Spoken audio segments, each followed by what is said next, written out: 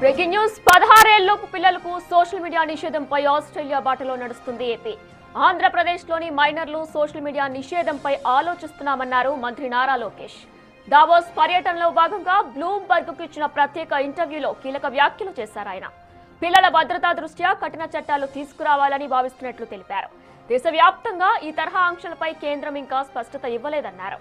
ఈ నేపథ్యంలో రాష్ట్ర ప్రభుత్వాలు చట్టపరమైన సాంకేతిక సవాళ్లను ఎదుర్కోవాల్సి ఉంటుంది.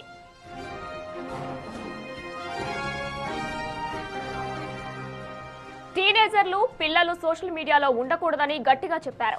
పిల్లలు ఏమి చూస్తున్నారో వారికి అర్థం కాదు. ఇండియాలో ఇప్పటికే మైనర్లు సోషల్ మీడియాను యాక్సెస్ చేయడానికి పేరెంట్స్ నుంచి నియంత్రణ ఉంది.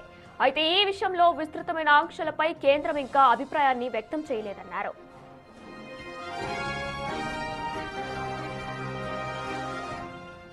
ఇప్పటికే హానికరమైన ఆన్లైన్ కంటెంట్ ను అరికట్టాలని కట్టడి చేయాలని కోర్టులో పిటిషన్లు దాఖలయ్యాయి.